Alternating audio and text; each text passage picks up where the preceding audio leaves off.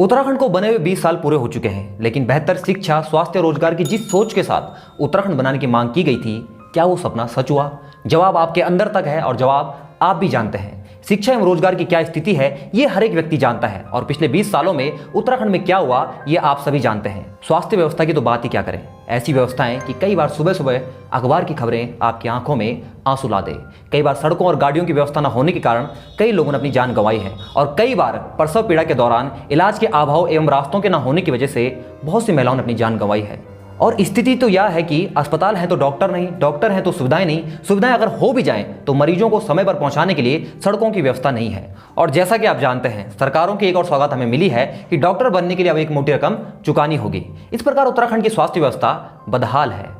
एक ओर पहाड़ पलायन की दर से करहा रहा है, वहीं दूसरी ओर जो लोग पहाड़ में रुककर इसे जीवित रखने की कोशिश कर रहे हैं, उनका स्वयं का जीवन पहाड़ के समान कठिन है और दूर दराज के लोगों का जीवन और कष्टदायी है। लेकिन इन सब कष्टों के बीच में एक अच्छी खबर यह है कि ऋषिकेश एम्स अस्पताल में एयर एम्बुलेंस का सफल ट्रायल हुआ है।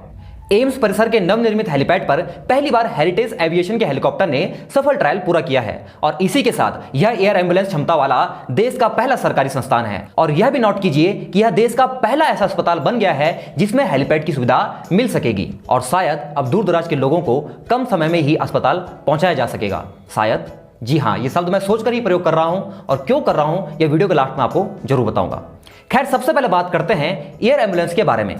देखिए, इससे पूर्व राज्य सरकार के हेलीकॉप्टरों द्वारा विभिन्न परिस्थितियों में दूर दराज के इलाकों में मरीजों को ऋषिकेश एम्स तक पहुंचाया जाता था। इसी के चलते एयर एम्बुलेंस की मांग जोर शोर से होने लगी थी और इसके बाद सिविल एविएशन की गाइडलाइन के अनुसार एम्स प्रशासन द्वारा राष्ट्रीय विमानपत्तन प्राधिकरण के मानकों पर आधारित हेलीपैड तैयार कर दिया गया। फिर नागर विमान मंत्रालय के तहत कार्यरत डीजीसीए ने अनापत्ति प्रमाण पत्र यानी एनओसी भी दिया। इसके बाद एम्स ऋषिकेश ने एयर एम्बुलेंस का ट्रायल किया और सफल लैंडिंग के साथ ही एम्स ऋषिकेश देश का पहला ऐसा अस्पताल बन गया जिसमें हेलीपैड की सुविधा उपलब्ध है। तो दोस्तों, ये तो थी एयर एम्बुलेंस के ट्रायल और हेलीपैड के बारे में जानकारी। पर अब आपके मन में यह प्रश्न उठ रहा होगा कि भाई इसके फायदे क्या हैं, इससे हमें क्या फायदा होने वाला है। तो दोस्तों, पहाड़ों में जहां स्वास्थ्य एवं परिवहन व्यवस्था लाचार है, वहां एयर एम्बुलेंस का होना फायदेमंद होगा। राज्य के विभिन्न इलाकों में होने वाली आपदाओं अथवा सड़क दुर्घटनाओं में गंभीर घायलों को सुगमता से इलाज के लिए ऋषिकेश एम्स पहुंचाया जा सकेगा।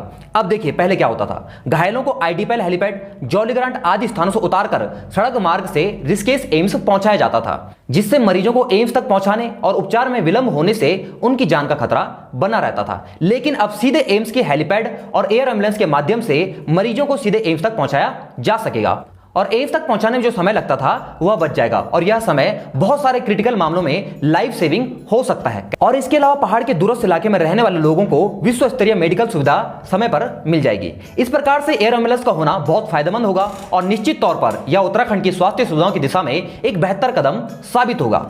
लेकिन मैंने शुरुआत में ही इन फायदों के लिए शायद शब्द का प्रयोग किया था। ऐसा इसलिए, क्या इसका फायदा, इसका जो लाभ है, इसका जो बेनिफिट है वो आम आदमी को भी मिलेगा? ये एक बहुत बड़ा सवाल है, लेकिन विचारणीय प्रश्न है। ये आने वाला समय ही बताएगा, लेकिन अभी यह कदम बेहतरीन कदम है। खैर, जिस ऋषिकेश एम्स के बारे में हमने इतनी बात करी, आइए इसके बारे में सारे महत्वपूर्ण फैक्ट्स जान लेते हैं। तो देखिए, सबसे पहले आपको यह बता दूं कि इस महामारी यानी कोविड-19 के दौरान एम्स महत्वपूर्ण भागीदारी निभा रहा है।